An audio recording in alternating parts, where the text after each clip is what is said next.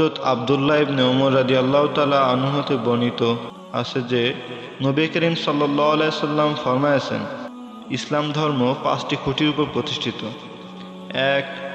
এই কথা সাক্ষ্য দান যে এক আল্লাহ ব্যতীত আর কোনো মাবুদ নেই এবং মুহাম্মদ সাল্লাল্লাহু আলাইহি সাল্লাম তার বান্দা ও রাসূল। 2. নামাজ কায়েম করা। 3. যাকাত আদায় করা। 4. হজ করা।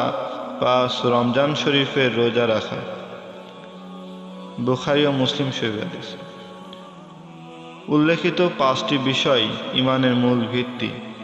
হুজুরে আকরাম সাল্লাল্লাহু আলাইহি সাল্লাম এই হাদিসে পাকে ইসলামকে 5 স্তম্ভ বিশিষ্ট তাঁবুর সহিত তুলনা করেছেন।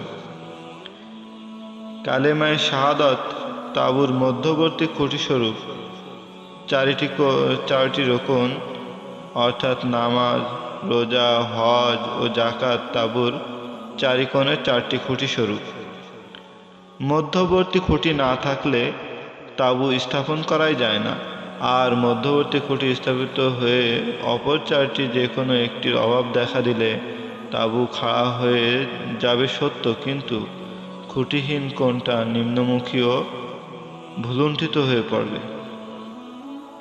নবী করিম সাল্লাল্লাহু আলাইহি সাল্লামের এই পবিত্র বাণী শ্রবণ করার পর আমাদের ভেবে দেখা উচিত যে আমরা ইসলামের এই তাঁবুকে কতটুকু কায়েম রেখেছি এবং কোন স্তম্ভটিকে আমরা যথাযথভাবে সামনে রেখেছি।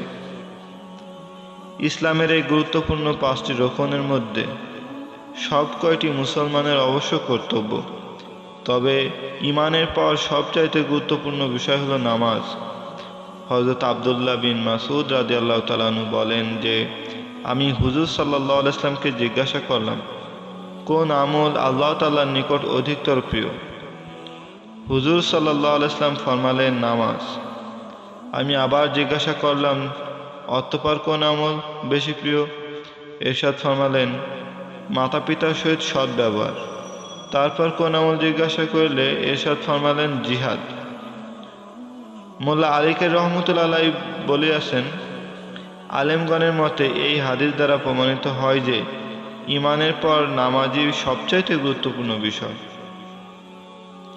অন্য হাদিসে বর্ণিত আছে, ওয়াস-সালাতু খায়রু মাউদু, আল্লাহ তাআলার মনোনীত সর্বোত্তম আমল হলো নামাজ।